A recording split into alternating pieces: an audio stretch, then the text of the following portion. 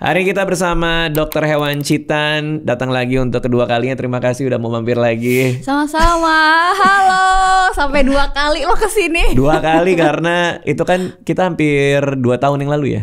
Kayak setahun lewat ya. Setahun ya. Setahun yang lalu. Terus kemarin lewat lagi di FYP. Oke. Dokter Hewan Citan ini karena isinya banyak kasus-kasus aneh lagi. Memang terus, setiap harinya nih menangani kasus aneh. Iya. Iya. Terus DM banyak dari follower, "Bang, undang lagi Bang Dokter Hewan." Kayak lagi banyak masuk FYP orang. Oke. Terus akhirnya gue nanya lah di YouTube membership gue. Ya. Siapa yang mau nanya langsung nih ke DRH Citan nih? Gue mau ngundang lagi, banyak banget orang mau nanya soal ikan. Jadi kayak masalah ikan di Indonesia tuh banyak banget deh. Ini dari YouTube member nih, bacain satu dulu ya sebelum kita mulai ngobrol ya. Gas. Kalau ada yang mau nanya juga bisa join YouTube membership gue, itu ada link ke Discord-nya. Nah, kita biasanya bukanya di Discord. Oke. Muhasib, dari sudut pandang dokter hewan melihat ikatan emosi klien. Gokil klien. Oke. Apakah ada perbedaan antara ikatan emosi pemerasaan pemilik ikan dibanding dengan pemilik hewan peliharaan lain kayak kucing sama anjing? Oke, jadi sekarang ini trennya ini udah mulai lebih bagus dibandingin tahun-tahun sebelumnya. Jadi udah banyak orang yang punya ikatan emosional itu sama kayak anjing kucing. Tahu nggak, ada cerita lucu. Jadi suatu hari kita nanganin ikan arwana, udah sekarat lah ya. Kenapa udah sekarat? Ya udah sekarat. Jadi memang dia tuh sakitnya sebenarnya udah lama, tapi baru panggil kita gitu. Jadi kondisinya tuh udah jelek. Tim dokter datang ke sana. Akhirnya ikannya kita jemput ke rawat inap. Rawat inap ikan. Ya, kita rawat inap karena memang butuh perawatan intensif nih ya. Setelah udah kita rawat, ternyata memang tidak berhasil kita selamatkan. Meninggal tuh ikan arwana. Meninggal di rawat inap karena memang kondisinya udah jelek banget lah. Jelek tuh apa sih jelek? Jelek ini maksudnya ikannya tuh berenangnya udah kebalik.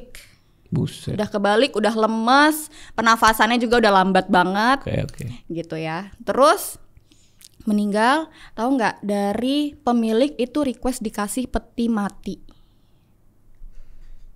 Serius, itu request dikasih peti mati. Terus kita kayak, mohon maaf untuk peti mati kita belum bisa sediakan. Jadi biasanya ya kita kalau misalnya meninggal pilihannya kita kubur. Ya kita kubur, kita ada lahan fish cemetery gitu. Ada. Kuburan ikan. Ada. Astaga, ada terus? Kuburan ikan. Jadi kita emang ada lahan gitu. Atau kalau misalnya mau kita kirim balik ya biasanya kita bungkus rapi pakai underpad gitu. Oke. Tapi nggak pernah bungkus pakai daun pisang kan? Nggak pernah sih, takutnya jadi pepes ya. Kenapa dia segitunya sama ikan arwana ini? Mungkin dalam bayangan kita kalau kucing sama anjing itu kita sering lah dengar orang tuh sayang banget gitu. Ya. Tapi memang ikan kan kita jarang denger ya. Benar. Sampai orang minta dibeliin peti mati aja buat kita masih kayak masa dibeliin peti mati gitu loh. Iya, aku pun jujur agak peti mati gitu, agak kaget sih. Tapi sekarang ikatan emosional antara pemilik ikan sama ikan tuh udah ikan sekencang gitu. Pemilik sama ikan udah sekencang itu. Udah.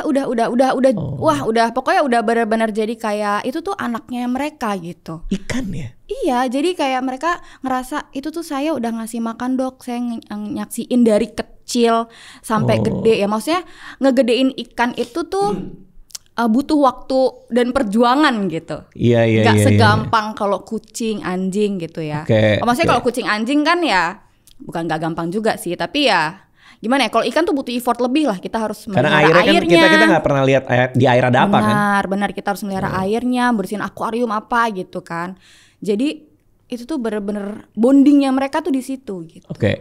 Arwananya kenapa itu? Sakit apa ternyata dia? Aduh, aku agak lupa ya sakitnya waktu itu ya. Yang jelas kelainan di gelembung renang. Kelainan di gelembung renang. Iya. Itu udah infeksi atau apapun itulah ya. Udah jelek lah di situ ya. Iya, udah jelek di situ. Terus habis itu kita coba keluarin, ada gas berlebih ya pada saat itu di gelembung renang. Habis itu kita coba keluarin gasnya, cuma ikannya nggak bertahan. Ada nggak yang udah datang, udah sekarat, udah kayak keluarga udah pasrah gitu, misalnya udah ikhlas, tapi ternyata bisa diselamatin? Ada. Itu sakit apa waktu itu? Jadi dia sebenarnya mau melahirkan nih, tapi nggak bisa. Ini bahasa gampangnya ya. Tapi ikan ini bertelur ya. Jadi kalau ikan koi, telurnya ini akumulasinya tuh terlalu banyak kadang. Gitu. Sedangkan tidak pernah dikeluarkan sama si pemilik. Akhirnya lemas nih ikannya. gitu. Nah itu datang tuh kita bawa ke rawat inap juga, itu posisinya udah oleng-oleng gitu ya, tapi sempat kita stabilin itu juga tengah malam. Darurat berarti itu? Darurat, jadi tuh dokter aku waktu itu datang kalau nggak salah jam 10 malam. Datang ikannya tuh datang aku tangani di rawat inap itu sekitar jam 11 malam. Gitu ya, jam 11 malam, terus ya udah distabilin, jam 1 malam tuh udah stabil. Ya udah setelah itu berenang normal. Distabilinnya dengan cara dikeluarin telurnya? Belum. Pada saat itu karena memang kondisinya masih lemes, kita benerin dulu lemesnya. Dengan infus karena kalau misalnya, vitamin C. Karena kalau buat ngeluarin telur itu butuh diinduksi. Pakai kayak hormon, orang lahiran kayak gitu ya? Benar. Kalau diinduksi kan sakit nih, gitu ya, ngerasa sakit banget ikannya. Jadi kalau misalnya kondisinya lemas terus kita induksi, makin lemes lah dia. Jadi distabilin dulu. Distabilin dulu kondisinya, udah stabil baru induksi. Akhirnya setelah kita stabilin beberapa hari, kita diskusi lah sama klien bahwa ini tuh problemnya sebenarnya di telur gini gitu. Lalu? Jadi beberapa ini kalau misalnya mau pulang boleh, tapi nanti selang 1 atau 2 minggu kita datang lagi buat induksi, buat induksi. Kontrol. Cuma itu kejadian kayaknya baru seminggu yang lalu ya, jadi kita belum sempat kontrol lagi. Benar. Tapi itu bahaya nggak ikan nggak bisa melahirkan itu, bisa sampai mati? Bahaya sampai mati kadang. Jadi seharusnya tindakan terbaik adalah dikeluarin sebenarnya. Benar. Jadi memang sebelum HPL-nya itu harusnya udah kita keluarin gitu. Memang PR-nya ikan betina. Induksi tadi ada beberapa sih, ada beberapa cara. Kawin normal bisa, ya dikasih pejantan. Merangsang ininya lah, jalur. Benar. Atau kita kasih hormon, gitu itu juga bisa. Itu yang namanya induksi. Atau jalan terakhirnya memang operasi. Tapi pilihan operasi ini emang benar-benar pilihan terakhir banget lah. Kalau misalnya opsi 1 atau opsi 2 nih nggak bekerja dengan baik gitu. Kalau ikan dioperasi, dijahit juga nggak? Dijahit juga. Ya. Gimana cara lukanya kering? Kan dia di air. Justru kalau ikan itu harus basah.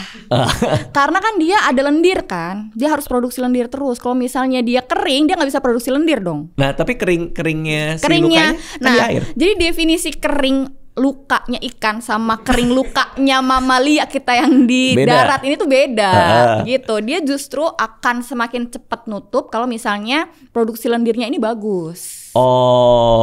Gitu. Jadi kita harus maintain kondisi airnya justru. Nggak akan jadi koreng gitu nggak ya? Jadi keloid bisa tahu. Bisa? Bisa. Jadi bekasnya tuh bener-bener kayak sesar gitu. Ada beberapa ikan yang kayak gitu. Tapi itu bakat berarti? Bakat, benar. Ada yang bisa, ada yang enggak? Benar, nggak semuanya bisa. Ikan bisa flu nggak? Nggak bisa karena dia nggak punya lubang hidung nih, mohon maaf. Jadi kalau misalnya yang kita lihat yang kita lihat buletan di depan itu dia cuma cekungan aja. Hah? Kenapa ada tapi kalau kayak gitu? Isinya sensor aja. Memang dibutuhkan untuk sensor aja. Nah, ini ada banyak kasus yang aneh-aneh nih. Ya, ini pertanyaannya kayak banyak ya. Iya. Operasi ikan arwana 850 juta tuh harga ikannya tuh ya? Iya benar, harga ikannya. Itu deg-degan juga tuh operasi ikan 800 juta tuh. Sangat deg-degan, jujur Li, sebelumnya agak tremor.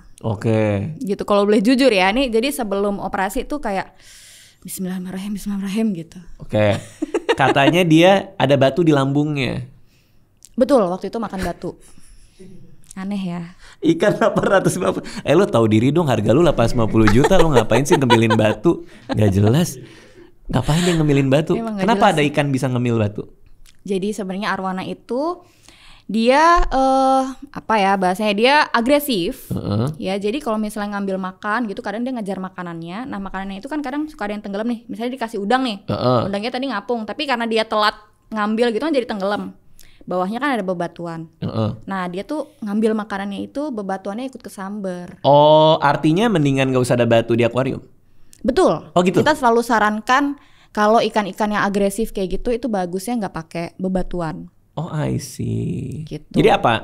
Ini doang? Plain aja gitu? Kaca aja? Plain aja, kaca aja. Tapi kan jadi gak cakep. Memang pilihannya jadi kurang estetik. Tapi ya suruh milih. Iya, suruh milih. Mau ikannya makan batu atau...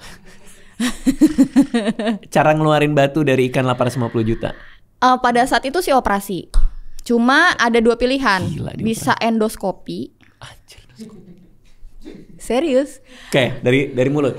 Benar, dari mulut bisa endoskopi. Karena ini banget. Ini jujur ya, ini endoskopi pertama di ikan di Indonesia. Si Arwana ini? Ini beda ikan ya. Beda ikan, tapi jadi pernah. Ada ikan lain yang makan karet lah ya, karet apa sih? Gelang. Bukan. Jadi kalau aksesoris kolam itu kan ditempelin ke dinding itu. Oke. Nah ditempelin itu pakai karet. Oke. Nah karet itu yang dimakan. Oke. Nah itu waktu itu dikeluarin pakai endoskopi. Endoskopi itu berarti selang kan masuk nih? Benar, pakai kamera. Anjir, gila. Lebih Tahu keren dia nggak daripada biayanya gua. berapa? Berapa? Itu charge-nya hampir 5 juta endoskopinya aja. Untuk endoskopi masukinnya Ikan. 5 juta buat ikan. Iya, benar. Kayak dia masuk ke dalam, ada kamera. Jadi dokter ngeliat tuh di layar tuh. Benar, kita ngeliat di layar terus habis itu ujung dari endoskopinya itu nanti kita bisa gerak-gerakin gitu kayak main remote control. Anjir, gitu. keren banget.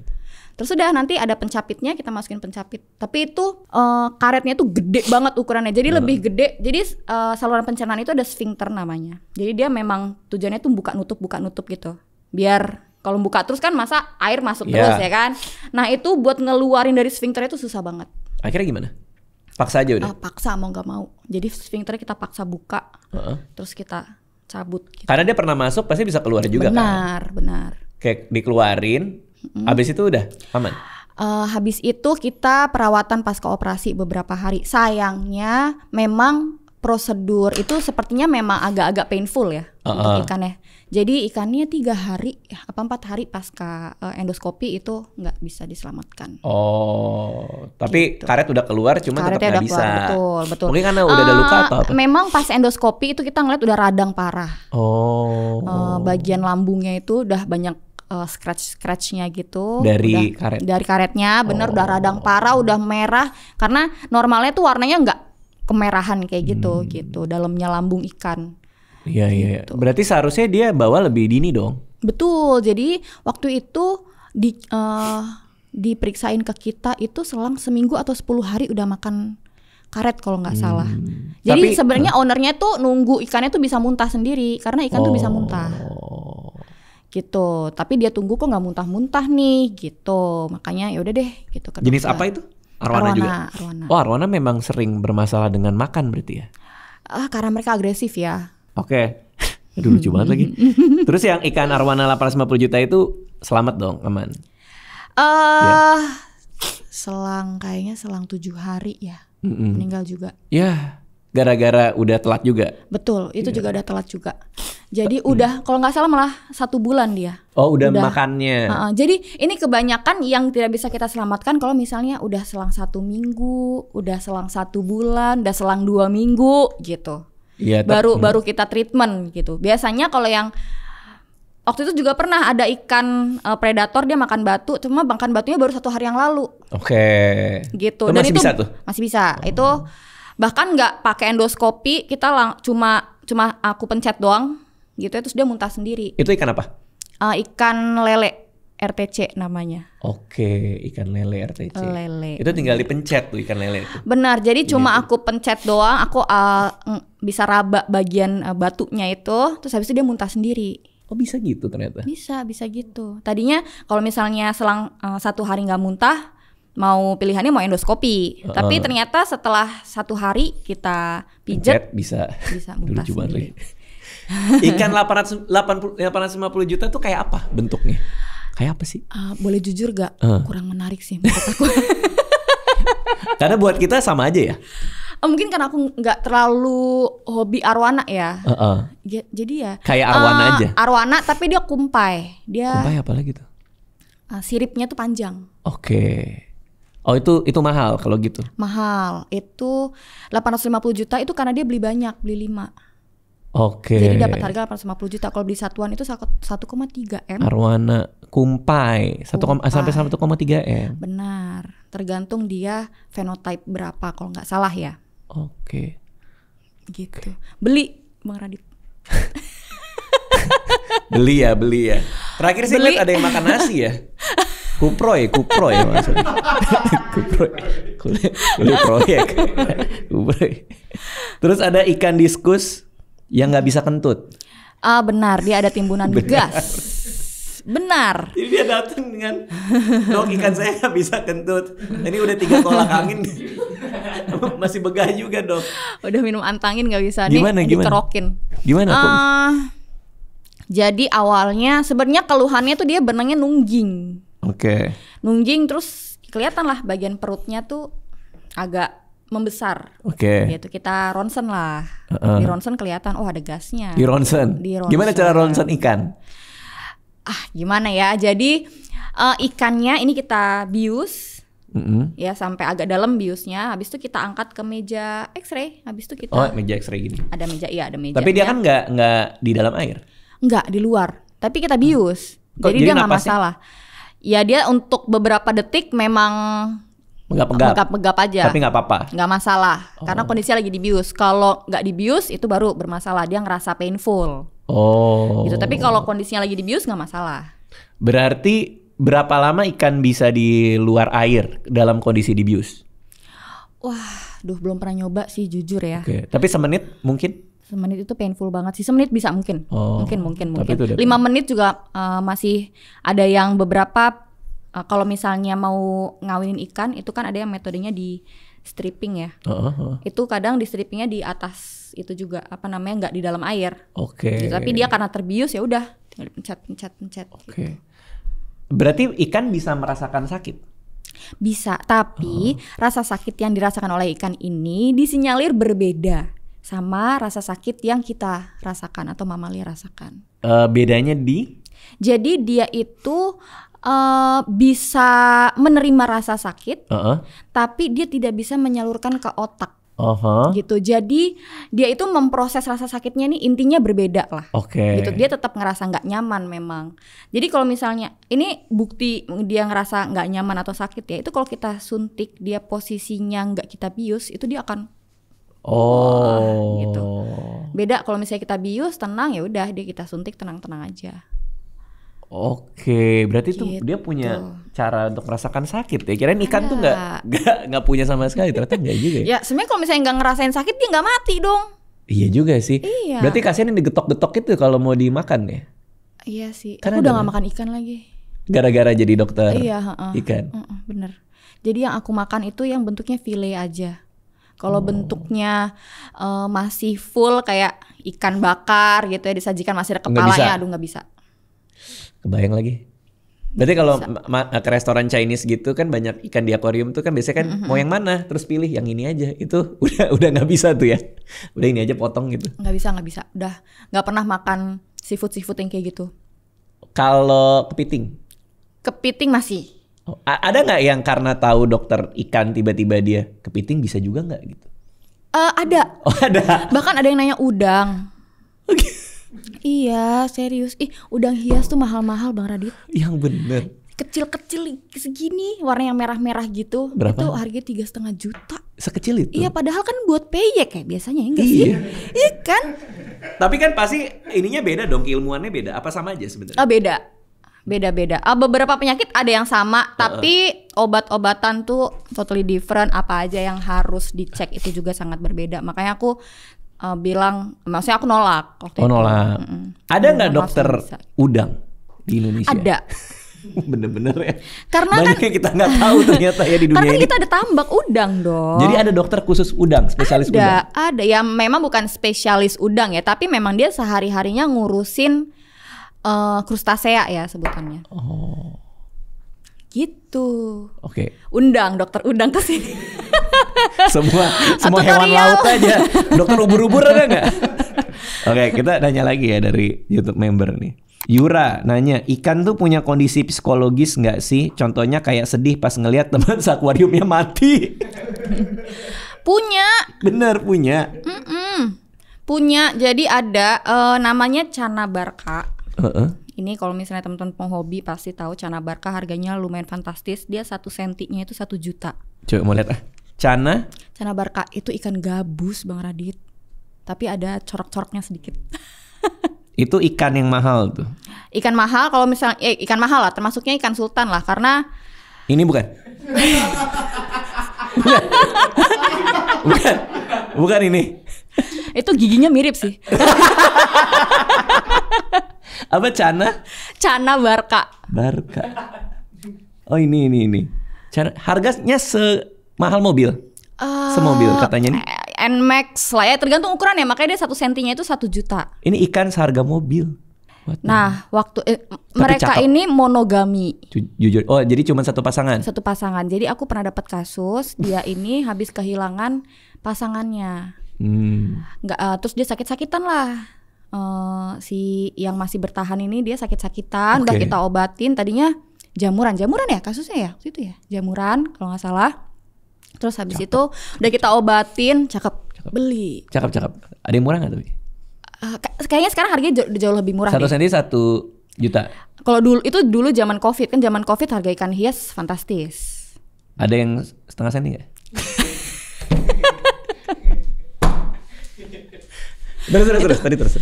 Terus habis itu sampai mana tadi? Sampai lupa. Kan dia monogami. Oh terus ya monogami, dia monogami. Ada yang sakit. Ya, terus dia ditinggal lah sama pasangannya. Nih pasangannya meninggal. Terus habis itu dia sakit-sakitan, udah kita rawat sembuh, kita rawat lagi, sembuh lagi, tapi akhirnya dia gak selamat. Jadi sekitar selang 1 bulan kalau nggak salah dari si pasangannya ini mati. Gila. Dia ikut mati. Itu kayak cerita-cerita ada orang istrinya meninggal, suami meninggal, terus berapa bulan kemudian meninggal juga karena depresi banget dan sedih. Benar. Ini tuh bisa kayak gitu. Bisa kayak gitu. Berarti ikan ini penyayang gitu kan? Penyayang. Karena dia monogami kan? Beberapa ikan monogami, ada yang poliandri ada. Oke. Tapi berarti ikan yang monogami, gimana cara kita tahu ini ikan monogami? Oh ya, itu harus belajar sih. Jadi memang setiap ikan akan punya sifat yang berbeda-beda. Nggak, maksudnya kelihatan dia setia tuh kelihatan gitu. Di akuarium dia cuman enggak.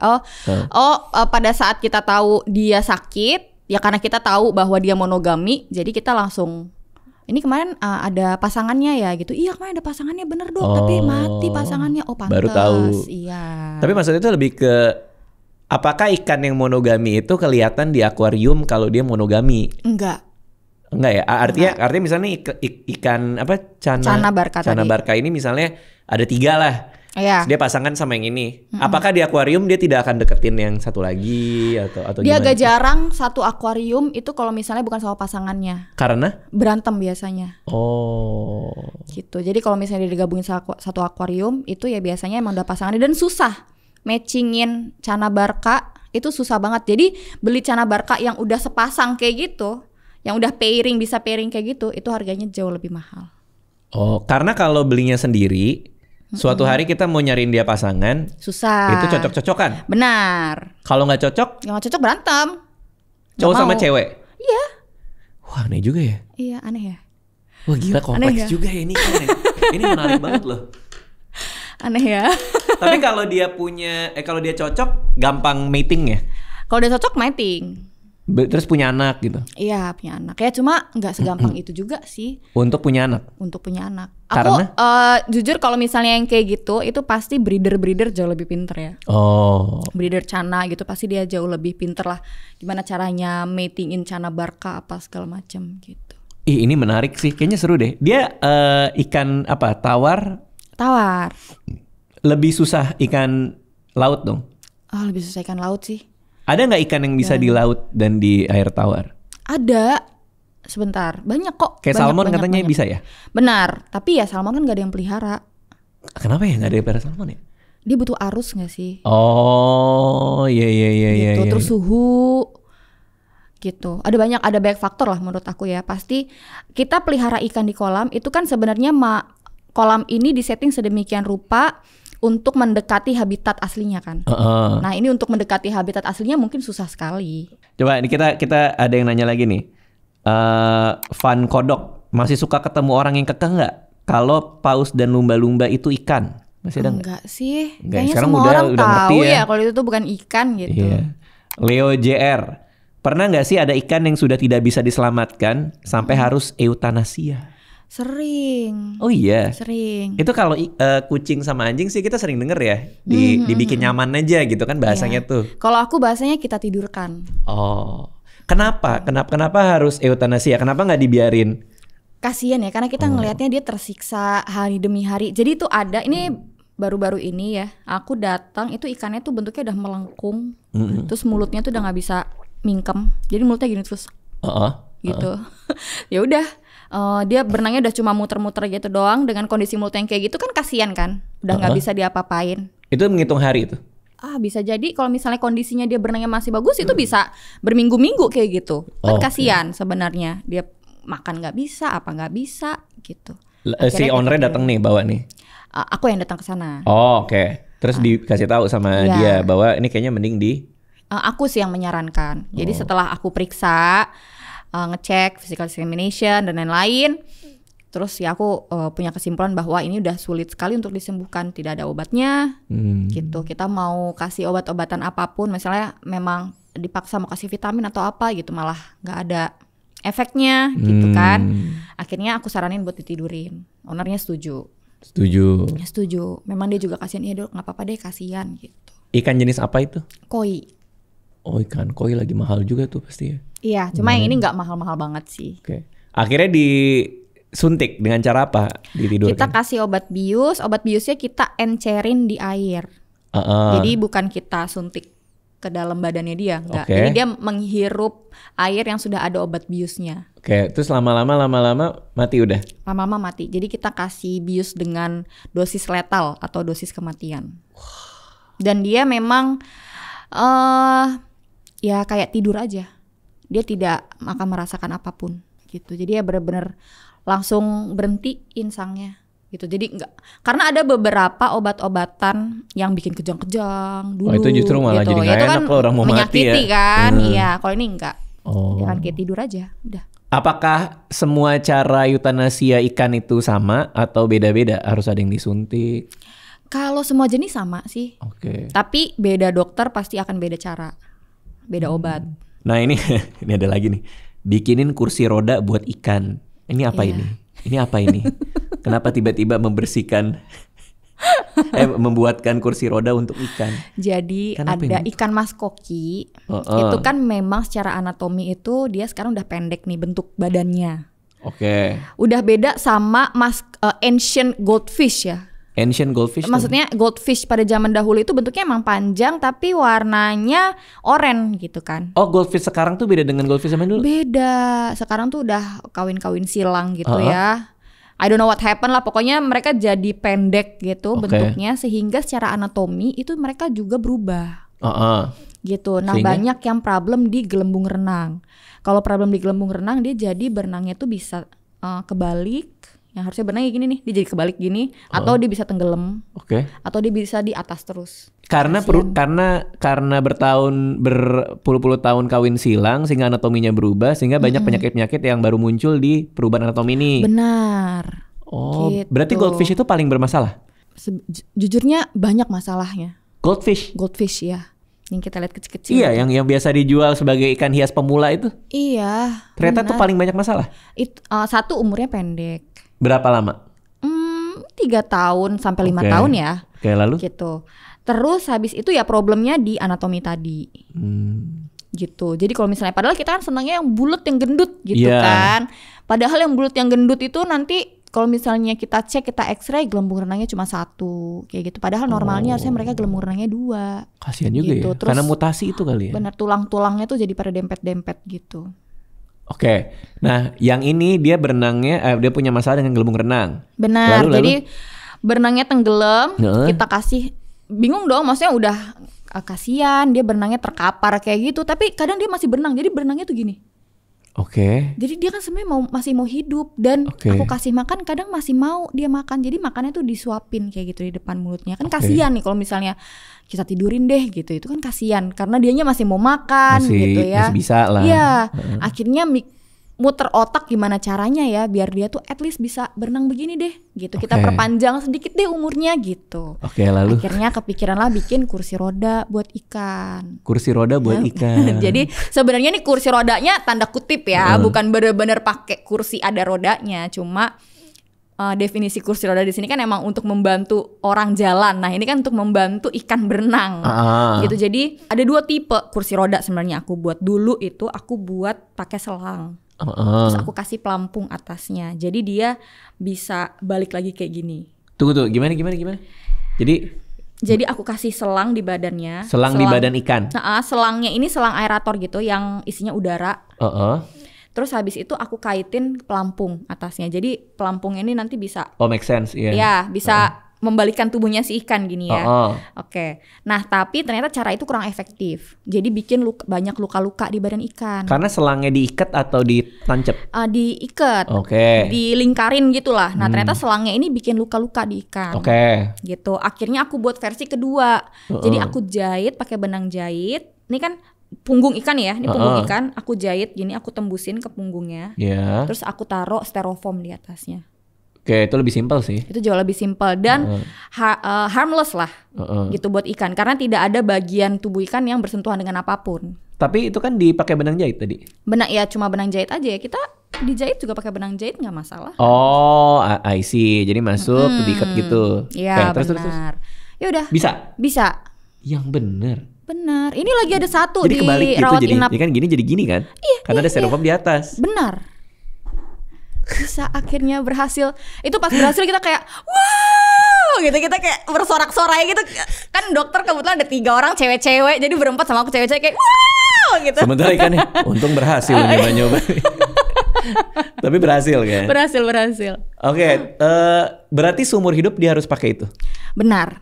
Untuk bisa berenang normal. Ada minusnya nggak dia gelembungnya bermasalah itu? Selain orientasi renang yang kurang bagus, apakah dia pusing juga kah? Nah, kalau pusing nih belum pernah jadi ikan ya. Jadi nggak pernah nanya sih sebenarnya dia pusing apa enggak ya. Tapi kita asumsinya dia nggak nyaman sih ya, udah pasti. Gitu pasti ngerasa gitu. ya. Sama biasanya karena dia itu bergesekan terus sama lantai kolam kan. Nah itu luka memang bagian pinggirnya. Oke. Gitu. Nah kalau udah kayak gitu, apakah umurnya menjadi bisa seperti ikan normal? Harapan umur, ekspektasi umurnya? Kalau menurut aku umurnya tetap nggak akan bisa sepanjang ikan normal. Ya karena tingkat happy-nya kan pasti beda. Oh I see. Gitu. Paling nggak tapi bisa lah. Ya tapi paling nggak dia bisa memperpanjang lah umurnya gitu. Yang tadinya harusnya karena benangnya kayak gitu dia harusnya meninggal 2 minggu lagi misalnya, tapi at least dia bisa hidup 5 bulan lagi kayak gitu. Oke, terus pernah bikin konten ini, dokter pernah bikin konten ASI tes pada ikan kutuan. Jadi itu konteksnya tingkat kesulitan pasien ikan. Iya. Coba ya kita lihat satu-satu ya. Oke. ASI tes pada ikan 8/10. Iya, itu sulit. Apa karena ASI tes itu adalah penumpukan cairan pada rongga abdomen. Perut. Iya, benar, pada rongga perut. Nah, yang bikin susah kenapa? Soalnya setelah kita keluarin cairannya, itu kembali terus cairannya. Jadi ada lagi. Jadi harus kalau mau nggak mau, begitu kita sedot, udah kita kasih antibiotik dan lain-lain. Itu selang beberapa hari atau 1 minggu, biasanya kita harus rutin sedot terus. Oke, kenapa bisa masuk cairan terus? Ini banyak penyebabnya ya. Bisa karena infeksi. Satu yang paling sering sebenarnya menurut literatur itu infeksi. Berarti urusin infeksinya dulu. Benar, tapi sayangnya bakteri-bakteri yang menyebabkan ASI tes ini sangat sulit dibasmi dengan antibiotik. Karena gitu. Dia memang punya mekanisme tubuh tersendiri si bakterinya ini sehingga ngumpet dari antibiotik. Oh, kayak TBC ya. Kurang lebih. Susah diobatin kan tuh. Benar. Gitu. Dan tuh. Karena ikan memang masih sangat terbatas obat-obatannya, jadi memang sampai sekarang belum ada yang benar-benar efektif gitu. Jadi kita paling prevent bakteri-bakteri lainnya supaya tidak tumbuh lebih banyak gitu. Makanya tetap kita kasih antibiotik supaya bakteri lainnya ini nggak ikut-ikutan. Berarti kalau udah kena ASI tes ini nama bakterinya? ASI tes ini gejala. Nama bakterinya apa? Macam-macam ya, ada Vibrio. Oke, berarti kalau udah kena si bakteri-bakteri ini, Vibrio ini, udah vonis nggak bisa sembuh dong? Biasanya kita udah selalu kasih tahu ke klien kalau ini tuh biasanya kita harus sedot terus gitu. Berapa sering sedotnya? Seminggu sekali biasanya. Wow. Seharusnya. Itu juga pasti sakit juga itu ya? Seharusnya seminggu sekali. Orang infeksi? Sakit sih, nggak nyaman lah. Tapi banyak yang masih mau makan. Jadi memang tergantung gimana kondisi ikannya. Kalau misalnya lemes gitu ya itu harus warning juga tuh ke klien. Tapi kalau misalnya dia masih aktif gitu, terus habis itu masih mau makan gitu, masih mending. Artinya dia sedot perut tuh seumur hidup kan? Benar. Seminggu sekali kan? Benar. Jadi kayak orang cuci darah, harus cuci darah. Wah, seminggu gila sekali, sih. 2 minggu sekali gitu. Ini wah harus itu benar-benar disedot terus. 8/10 itu ya? 8/10. Oke. Ikan kutuan 3/10. Apa ini ikan kutuan? Ikan bisa kutuan juga. Masa? Iya, aku tuh heran loh. Masa orang nggak tahu ya ikan tuh kutuan? Nggak tahu. Nggak tahu ya. Emang kayak gimana kutu ikan? Kutunya tuh bentuk ada 2 macam yang paling sering ya. Yang paling sering itu ada 2 macam. Ada kutu jarum yang nancap, dia tuh nancap. Bentuknya tuh kayak jarum gitu putih. Makanya disebutnya kutu jarum atau Lernea. Ada satu kutu kura namanya Argulus. Jadi dia bentuknya bulat, warnanya kehijauan gitu. Makanya disebutnya kutu kura. Emang bentuknya tuh kayak kura-kura lah. Oke. Gitu. Oh iya, jadi ada 2 macam ya. Kalau yang itu ya ikan yang di perpus itu kutu buku itu ya. Oke. Ini loadingnya lama lagi nggak terkoneksi, mohon maaf ya. Oke. Nah itu ada 2 jenis kutu ya. 3/10 karena gampang ngobatinnya. Gampang ngobatinnya. Yang penting obat yang kita kasih diberikan secara rutin dan sesuai instruksi. Nanti akan kelihatan kutunya lepas atau memang akan kelihatan kutunya lepas. Dalam bentuk apa? Di air jadi jentik di gitu? Di air enggak ya, dia mati aja. Dia akan lepas dari badan ikannya terus mati. Wow. Gitu. Biasanya selang sehari 2 hari obatnya udah kelihatan kok. Efek obatnya udah kelihatan. Seberapa sering di Indonesia ikan kena kutu? Aduh, banyak banget lagi. Kayaknya kita setiap bulan ada aja sih nanganin ikan kutuan. Ya sama kayak kucing kutuan kan. Iya. Ada aja kan. Kalau kucing kutuan lebih gampang ya, tinggal ditaruh di tengkuk kan. Benar. Gitu doang. Oke. Terus 7/10 ikan tenggelam nggak bisa berenang. Nah itu yang sinking tadi, yang problem. Oh itu macam-macam tuh masalahnya tuh. Iya. Biasanya gelembung renang tadi yang aku ceritain, yang harus dikasih pelampung kayak gitu-gitu. Itu 7/10. 7/10 benar. Karena sulit ya. Kalau udah ngomongin gelembung renang, kita mau operasi dindingnya tipis gitu, sangat rawan pecah sebenarnya dindingnya. Wah berat juga ya. 10/10 ikan busuk insang. Benar. Jadi insangnya ini nekrosis. Oke. Nekrosis itu maksudnya kematian jaringan. Jadi insang itu kan, tahu ya insang ikan bentuk warnanya kan merah, merah marun gitu. Nah kalau busuk insang itu dia putih. Oke. Kayak kena jamur. Oke. Gitu. Nah ini biasanya disebabkan karena infeksi. Infeksinya ini yang paling susah kalau disebabkan oleh virus. Kalau udah virus nggak ada antivirus, jadi mau nggak mau biasanya kita tidurkan juga. Oh, Kak, nggak bisa kayak manusia kan, kadang virus bisa dilawan dengan antibodi setelah berapa hari gitu nggak? Bisa, cuma kalau virus yang menyebabkan insangnya nekrosis tadi itu dia sifatnya dorman atau laten, jadi dia tetap ada di tubuh ikan walaupun nggak ada gejala dan bisa menularkan ke ikan lain. Jadi memang sesuai anjuran pemerintah juga kalau penyakit ini namanya KHV. Itu KHV benar. Ini karena bisa menular ke ikan mas. Jadi kalau memang ada yang positif KHV itu baiknya ditidurkan semua, dimusnahkan.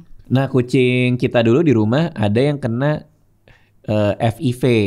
Oh oke. Jadi kayak virus HIV tapi untuk kucing. Iya. Terus ya berarti antibodinya habis tuh. Betul. Nah kita juga baru tahu di akhir-akhir tuh ketika dicek kan sama dokter hewan. Oke. Nah di ikan ada nggak virus kayak seperti itu?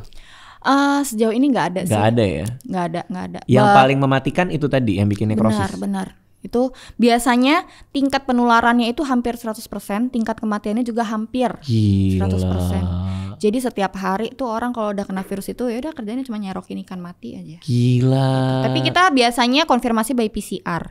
Wah ada PCR-nya juga ya? Ada. Biayanya 650.000, mahal kan? Penyebabnya apa? Virus itu bisa ada? Wah dari ikan lain sih, pasti ketularan dari ikan lain. Berarti sebelum kita masukin ikan apapun ke kolam, kita harus baiknya di karantina selama 1 bulan. Gitu. Jadi buat ngecek, oh ikan ini muncul gejala penyakit aneh-aneh enggak? Tapi siapa yang sabar buat abis beli ikan baru? Benar, ini PR aku sebenarnya. Penghobi ini baik yang nggak sabar, baik yang kayak seminggu aja dok, gitu kayak ya kalau bapak mau karantina seminggu boleh, tapi silahkan Anda tanggung resiko Anda sendiri ya. Gitu, karena banyak banget yang baru karantina seminggu masukin ke kolam, 1 kolam sakit semua. Gila. Itu kita sering banget nanganin yang kayak gitu. Jadi kadang kasih pilihan, ya udah bapak mau kayak gitu, nanti jasa saya laku ya. Tapi bener juga sih. Tapi apa yang paling lazim karena orang nggak sabar buat karantina kan masuk ke kolam nih. Penyakit apa yang paling lazim terjadi? Kalau ini kan udah paling biasanya parasit ya, parasit sama kutu.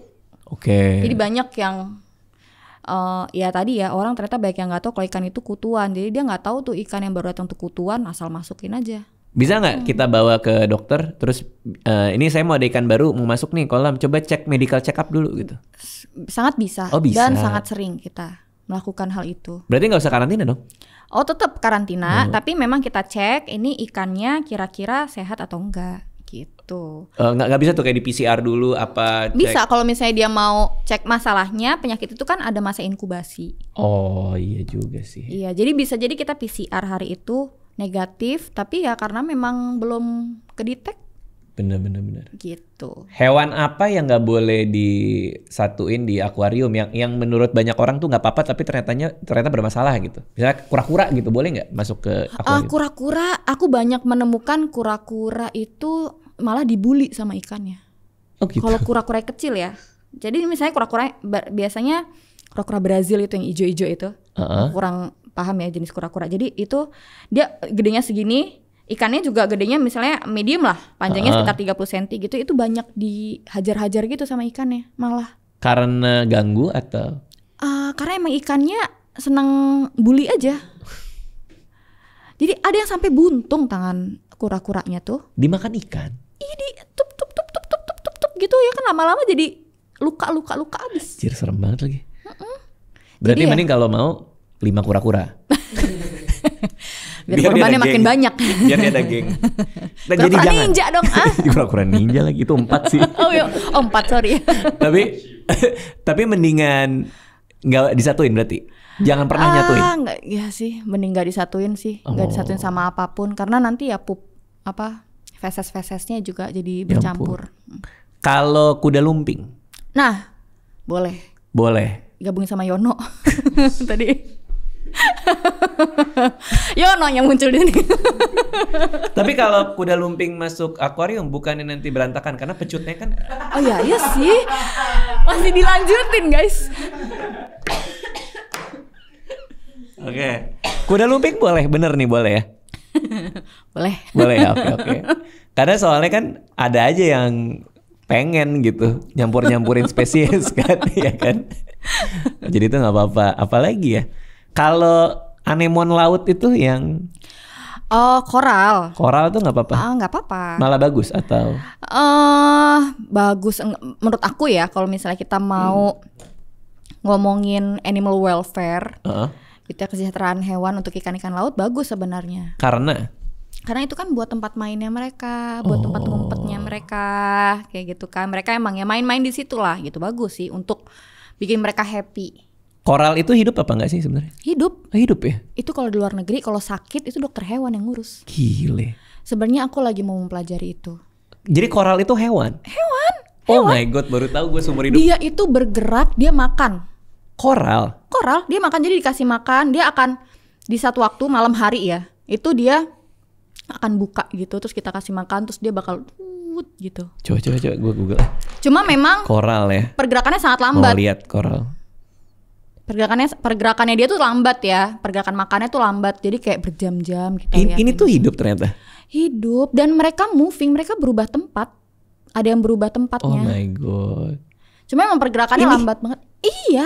Kirain selama ini kayak batu doang gitu loh. Nggak, itu hidup. Itu hidup ya. Mereka bisa mati. Mereka bisa sakit. Mereka bisa kena parasit. Kemana aja gue ya? Lu tahu dia hidup? Undang dokter. Ya, dia juga nggak tahu. Dia juga nggak tahu. Seriusan. Lu tahu nggak dia hidup? Tahu hidup. Lu tahu hidup? Tuh kan. Gue nggak tahu sih. Oke. Ini kenapa ke dokter hewan? Kenapa nggak ke dokter tumbuhan? Ada nggak sih dokter tumbuhan? Ada nggak sih dokter tumbuhan? Gak ada ya? Nggak. Ya karena dia makhluk hidup ya kayaknya. Bukan makhluk hidup. Maksudnya karena dia terhitungnya hewan ya. Dia terhitung hewan bukan tumbuhan? Bukan. Berarti bisa kawin?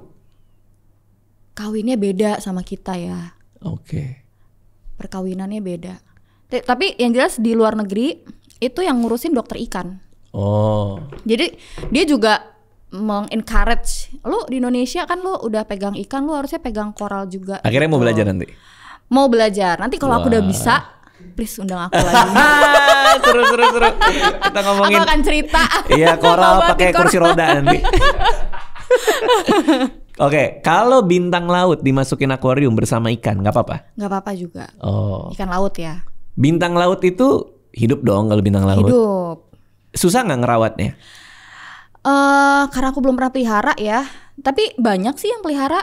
Banyak ininya, banyak penggemarnya. Soalnya bingung makannya gimana kan? Dia kan di Iya benar sih. mulutnya kan di bawah gitu ya. Ya benar. Oke. Nah kalau sekarang sehari-hari nanganin berapa pasien biasanya? Waduh, berapa ya? Mungkin sekitar 10-20 ekor ya. Dan udah ada tim ya, tim Udah dokter ada ya? tim, betul. Dulu tuh masih sendiri? Dulu baru berdua, sekarang berempat. Gokil. Banyak masalah-masalah ikan di Indonesia. Sekarang berempat. Jadi ada satu dokter hewan yang khusus standby dirawat inap sekarang. Oh, ini karena katanya pernah terima 94 ekor ikan. Benar. Buat rawat inap. Buat rawat inap. Itu dalam sekali waktu mereka datang Sekali bawa waktu datang. 94. Benar. Dan tim kita yang packing, tim kita yang nyerokin ada di sana. 94. Siapa yang melihara 94 ikan? Orang penting lagi di Indonesia. Boleh sebut? Jangan ya. Soalnya penting. Kalau nggak penting sebut. Iya, kalau nggak penting sebutnya nggak ada yang tahu juga. 94 ya, maksudnya kayak pejabat gitu Iya, atau oke. iya. Pejabat ini punya 94 ekor ikan. Benar. Karena hobi. Ya cuma ikannya bukan ikan-ikan mahal ya. Ini nanti komen-komennya, wah pejabat gitu. Oh iya, benar. Good save. Iya. Satu senti 5 perak lah. Ini hampir sejuta. Tapi intinya dia punya hobi 94 ekor ikan. Iya, dan itu jenisnya macam-macam. Oh. Ada apa ya waktu itu ada Genghis-Khan, ada Genghis-Khan itu kayak ikan patin. Coba. Genghis-Khan terus. Kalau nggak salah dia aslinya tuh di Sungai Mekong. Kalau nggak salah ya. Wow, keren dong ya. Tapi dia bisa gede banget emang. Aduh, dan yang kita bawa itu panjangnya 1 meter. Oh my god, so cool. Ya, yang kita bawa itu panjangnya 1 meter. Anjir nih keren banget. Iya, bagus. Keren kan? Ini kayaknya bentar lagi punya ini deh. Akuarium deh. Aduh, masih nggak tahu cara bondingnya masalahnya. Coba deh kasih makan setiap hari pagi, sore, terus ngeliatin. Jadi pulang, nih ya yang bikin bonding orang itu tuh pulang kerja capek, dia nongkrong depan akuarium ngeliatin dia berenang gitu. Itu yang bikin bonding. Ikan mana yang paling cepat bonding sama kita? Ada nggak yang kita datang ke akuarium dia udah nyamperin kayak mau cerita gitu? Ikan koi sih. Koi yang paling. Tanpa mau dikasih makan? Iya, dia ngiranya dia mau dikasih makan. Nah, nggak bisa itu, nggak bisa. Jadi kayak ngerasa kayak lo ada maunya nih gitu. Oh iya maunya sih. Kayak dia datang karena emang dia sayang gitu. Coba ya, aku rasain dulu jadi ikan boleh gak? Contoh ya. Kalau anjing tuh kita pulang. Iya sih, benar-benar. Dia kayak tahu dia pulang gitu. Kalau kucing menyambut ya. Kalau kucing malah lebih kayak lo kemana aja bukain makanan gue dong gitu. Kalau anjing tuh lebih kayak lo kemana aja aku kangen gitu. Iya, nggak ada sih kalau ikan ya pasti dia ada maunya lah deketin kita rata-rata ya. Oke. Mungkin ada 1 atau 2 ekor yang punya kayak gitu punya ikatan batin kayak gitu ikan. Mungkin yang monogami setengah itu. manusia. Yang monogami itu kan setengah manusia. Mermaid tuh. Sebab yang enggak juga. Dia juga ya? Hubungannya ke manusia enggak sampai segitunya sih. Kalau diskus? Oh, diskus itu dia hafal orang yang ngasih makan loh. Nah iya, karena gue pernah baca itu diskus dia hafal jadi kalau misalnya emang yang bukan ngasih makan dia terus mendekat coba. gitu ya dia nggak mau. Dia nggak mau, nggak ngedeket gitu. Karena dulu dia hafal orang. Pernah baca di Trubus dulu tuh. Trubus masih ada nggak? Nggak, harusnya masih ada ya. Masih ada ya Trubus ya. Pernah baca diskus tuh kayaknya kalau lo penyayang lo bisa melihara nih kayak gini kan. Iya, tapi itu lumayan susah sih. Soalnya dia butuh water conditioner gitu-gitu sih. Apalagi kalau melihara diskus yang laki-laki kan agak takut juga, di rumah ada banyak anak kecil kan. Mister Gepeng kan dia. Oke. Ketimpa lift tuh gosipnya.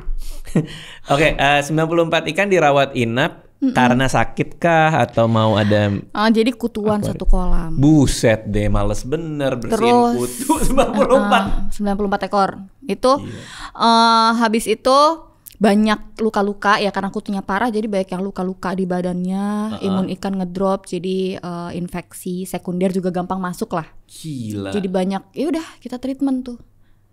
Memang kita pisahin yang gejala ringan, gejala medium, ya sama yang gejalanya dipisahin. Berat, kita pisahin. Jadi dia assess dulu nih 94. Aduh astaga. Pusing kan mikirinnya? Pusing, gue lebih pusing. Kita juga pada saat itu. Kita mikirin ininya aja sih gimana bahkan ngitung ngurusnya. ikan aja kita salah terus. 1 2 3 4 5 6 7 8. 1 2 3 4 5 itu ngitung kan ikan aja mulu. iya. Akhirnya dibius semua tuh. Akhirnya ngitungnya 1 2 tapi benar kita ngitungnya akhirnya pas kita angkat, udah meriksa 1, dah. Oke, meriksa 2, dah. Oke, ada jadi gak? nih hari ini jumlahnya 95, terus habis itu besok ternyata jumlahnya 97 guys. 97 gitu. Pasti yang punya juga gak tahu ada berapa. Benar. Ya kan? Benar. Siapa juga yang bisa ngitung itu 94? Benar. Pada akhirnya jumlahnya berapa ekor ya? 101. Ternyata. Iya. Oh ini bahkan bukan 94. Iya, karena awalnya si ownernya ini awalnya bilangnya 80 ekor. Jadi terus setelah kita angkat, bohong nih, ini nggak 80 ekor. Bener, kita hitung ulang lah. Ternyata 94. Tapi itu ngitungnya malam-malam, tengah malam kita udah capek kayak kayaknya 94 deh gitu. Terus akhirnya besoknya kita hitung lagi, tapi kan sambil kita periksa, sambil kita pisah-pisahin kan, sambil kita bukan nomerin ikannya ya. Maksudnya kita tandain di ininya lah. Gitu. Itu baru ketahuan tuh jumlah pastinya. Kalau nggak salah 100 deh. Oke. Ini 100 ini kan pasti banyak banget. Ngebayanginnya udah banyak kan? Iya. Dan semuanya beda-beda jenis. Benar. Terus di tempat penginapan di sana di klinik itu ditaruhnya gimana? Ditaruhnya kita di kolam terpal. Which is nggak mungkin dicampur kan? Kita ya itu tadi kita misahinnya berdasarkan gejala. Oh nggak, artinya apa? Gimana misalnya ada jaring atau? Beda kolam. Oh kolam terpalnya banyak. Benar, kolam terpalnya banyak. Jadi yang ini yang gejalanya ringan, kolam terpal A, yang gejalanya medium, kolam terpal B gitu. Berarti air tawar. Air tawar. Oh, lebih mudah lah. Benar, di sana kan mereka walaupun berbeda-beda jenis, mereka udah terbiasa satu kolam kan di sana. Oh di rumahnya pun juga satu kolam. Satu kolam. Gila, itu nggak ada masalah tuh 94 ekor masuk satu kolam gitu. Ya sejauh ini itu aja masalahnya kutuan tadi. Terus ya akhirnya kita emang bilang ini tuh overpopulasi gitu ya, karena luas kolamnya nggak sebanding sama jumlah ikannya gitu. Karena ikannya tuh gede-gede, ada yang semeter, yang semeter aja ada beberapa ekor. Oke, berarti overpopulasi karena bertelur terus? Enggak, dia beli-beli terus. Oh. Gitu, karena senang gitu ya, beli-beli masukin ternyata jumlahnya ya sampai jumlahnya aja dia sendiri nggak hafal. Bisa nggak ikan di steril? Di steril itu bisa, pakainya gonadektomi, tapi ya beresiko. Gitu, jadi kita sih nggak saranin lah kalau misalnya nggak ada indikasi apapun untuk melakukan gonadektomi, biasanya kita nggak nyaranin. Jadi kontrasepsi ikan adalah? Nggak ada kontrasepsinya, iya. Ya tadi operasi tadi. Oh, gonadektomi tadi, iya, dengan resiko. Benar, dengan resiko. Ya cuma ya kita nggak nyaranin lah. Kalau misalnya emang nggak ada indikasi apapun untuk di steril, nggak usah. Berarti kalau bertelur pun? Ya nggak apa-apa. Nggak apa-apa. Ya tinggal dibersihin aja, telurnya paling amis. Oh, I see. Iya karena bentuknya telur ya. Bener juga Dan sih. Dan itu amis banget sih emang telur ikan itu. Berbusa gitu. Oke, wah seru banget. Nah next apa nih buat Dokter Citan nih? Tadi mau belajar itu. Mau belajar koral. Mau belajar koral. Sebenarnya kepengen cari ilmu-ilmu lain ya. Satu belajar koral, terus habis itu pengen buka cabang di kota lain sih. Cabang klinik ikannya. Benar, kan ini masih fokus Jabodetabek, sedangkan permintaan di kota lain ini ada. Pasti gitu. sih. Jadi mereka kayak, aduh gimana ya dok, tapi saya lokasinya di sini nih gitu. Minimal di Surabaya tuh pasti banyak tuh. Iya, di Surabaya, di Jogja juga beberapa ada inquiry gitu ya. Cuma nggak banyak sih ya, kalau Jogja Solo gitu nggak banyak. Surabaya memang yang banyak. Ya Aku kan, beberapa kali flight ke sana sih buat meriksain ikan. Gile, udah panggilan sampai luar kota buat ikan. Iya. Keren banget. Tapi jujur ya, sebelum jadi dokter ikan, aku juga nggak mengira bahwa gila ada orang yang mau bayarin gue keluar kota. Naik pesawat. Iya. Buat. Terus disuruh milih lagi. Mau pesawat apa dok? Mau dijemput naik mobil apa? Terus aku kayak, saya yang penting selamat bu sampai tujuan. Tapi ininya ada nggak yang datang ke klinik dia yang jauh-jauh datang? Enggak, biasanya. Jadi dokter bukan ya, ikan ini kan tinggalnya di air. Jadi Ya. kita sebagai dokter itu harus ngelihat tempat tinggalnya juga. Jadi aku tolak biasanya. Biasanya beberapa kali ada yang pengen datang langsung, kita bawa aja ikannya gitu. Nah, karena kita harus ngeliat tempat tinggalnya, makanya biasanya aku tolak. Takutnya ikannya udah kita treatment nih, dirawat inap, sembuh gitu ya, tapi balik ke sana sakit lagi karena emang problemnya tuh di tempat tinggalnya. Oh, Jadi sometimes kita tuh kadang-kadang nggak ngobatin ikannya loh. Oh. Jadi kadang kita cuma ngasih tahu, oh ini tempat tinggalnya yang kurang tuh begini-begini. Nanti kalau tempat tinggal udah bersihin, ikannya sehat kok gitu. Berarti bisa dibilang nggak cukup lazim gara-gara tempatnya salah dan nggak di ini dengan benar, makanya ikannya jadi sakit. Itu lazim. Betul, lazim, sangat lazim. 75% itu karena kesalahan pemeliharaan. Gokil. Apa yang paling lazim? Nggak ganti air kah? Filters biasanya. Oh, Jadi itu paling filtrasi, sering. ya paling sering. Jadi mereka nggak paham filter itu harus bagaimana, gitu ya. Maintenance dari filter itu harus gimana. Jadi filter yang harusnya nggak boleh dicuci malah dicuci, yang harusnya dicuci malah nggak dicuci, kayak gitu. Jadi Oke. kadang itu kita lama di tempat klien itu edukasi tentang pemeliharaannya. Oke, berarti boleh nggak kalau suatu saat kita misalnya di rumah pengen melihara ikan, manggil dokter dulu buat ini ukurannya udah bener, nanti filternya kayak gini, segala macam baru masukin ikan tuh mending kayak gitu. Boleh, bisa, Oh. bisa juga kayak gitu. Karena kan preventif kan. Benar, benar. Ada juga kok beberapa yang kayak gitu. Oke, siap, seru banget obrolan kita. Thank you sudah datang lagi. Kalau ada yang mau Thank tahu-tahu you. lebih banyak bisa kemana? Bisa ke Instagram Dokter Ikan Indonesia. Ada Dokter nomor Ikan aku di Indonesia. sana. Ada nomornya juga di sana. Oke, thank you semua. Dadah. Bye bye.